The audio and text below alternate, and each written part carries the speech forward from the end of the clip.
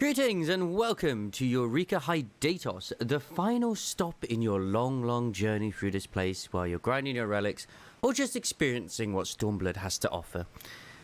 Yeah, it's not too bad. Compared to Pyros, Pagos and Animos, it's not horrible. There are certain aspects which are kind of like not as good as the others. Aesthetically looking, it's absolutely amazing. Anyway, the lower range of this place is level 50 to 60. So the minimum, obviously, as I said, it's 50. Max is 60. Not too bad. It's only 10 levels. It's a lot of XP, though. So obviously, take that into consideration. But if you're going around doing fates or even doing reflect farming, which I'm not an expert at all in any way, shape, or form, then you should be okay. Obviously, there's also the bunny fates you can do as well. But yeah, if we actually have a look at the little map here as well, it's actually quite flat. There's nothing to really worry about too much. If we just look out over here as well, you can even see Hydatos Armory in the distance over there. Anyway, in the camp itself, we have ourselves the Expedition Lockpick over here by the one entrance into Eureka Hydatos itself. Next to her is the Expedition Provisioner. You got the Mender over there as well. The Engineer, which I believe isn't super important, if I'm honest. I've never really done much with him. Oh no, he augments your Magia board, which there are free fates in this place which do exist for you to get those, which obviously is Ceto, Moloch, and also Goldmere.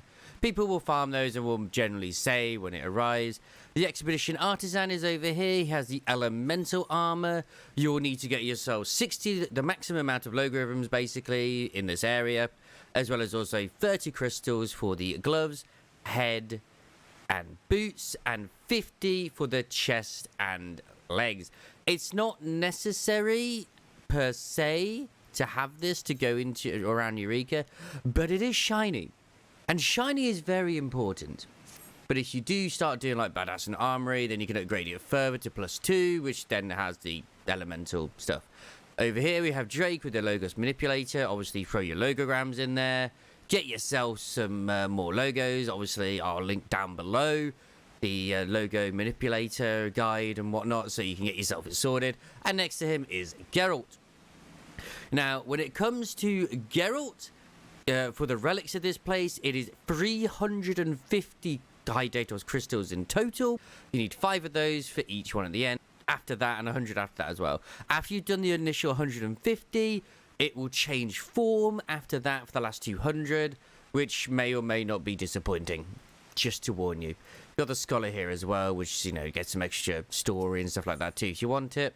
But you also get yourself the FFXIV stabilizer there, but if you need to do that, you need to also get yourself the items required. But it's not necessary, once again. That is to attune to Hydatos Armory.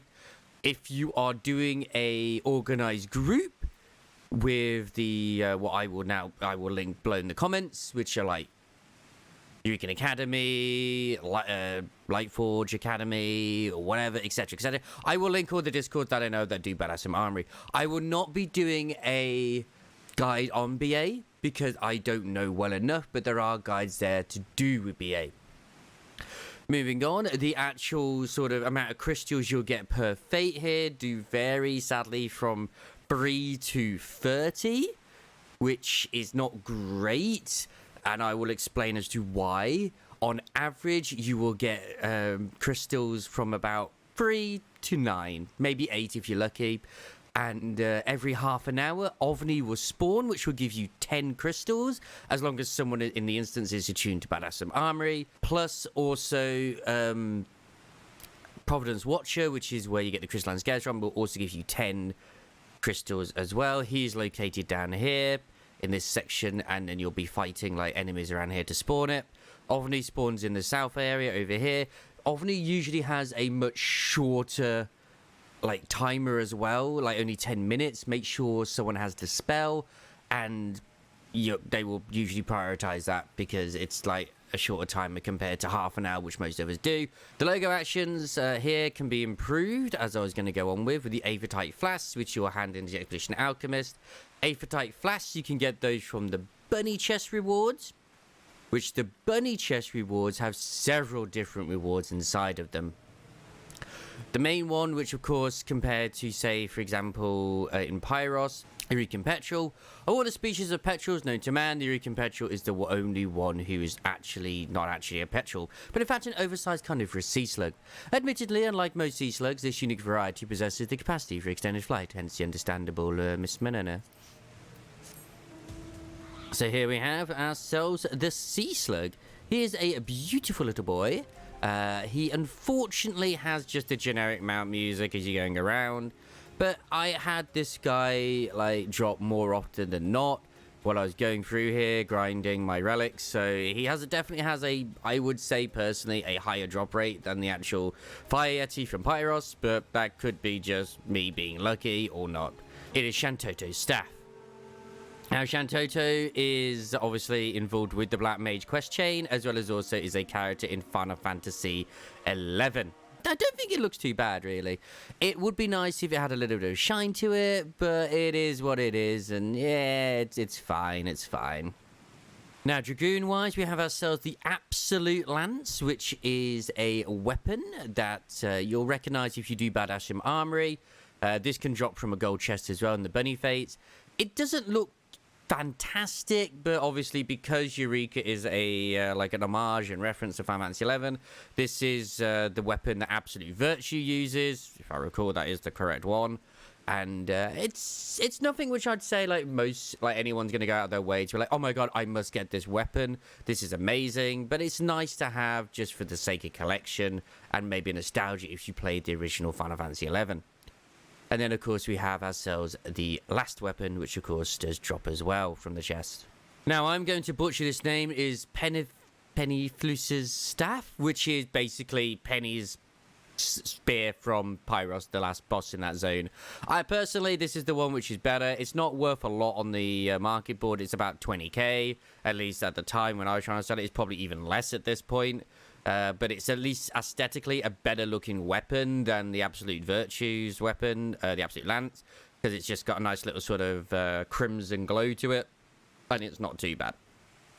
There is also a emote you can get from the zone, but the emote itself is from the moisture lockboxes, which you will get if you are doing, well, if you're farming the ones that evolve and stuff like that, which is Fist Pump. Which we'll just do a / fish pump right here. And boom. There we go.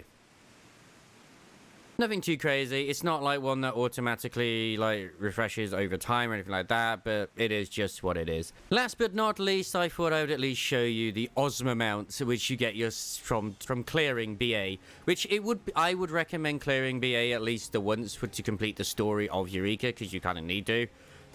Which is not too bad if you do join one of the runs on Discord. They do runs with newbies. Honestly, it is scary because if you die, you can't be revived normally. You either have to hope for the automatic revive, or someone has to use sacrifice to revive you and hope that they automatically revive.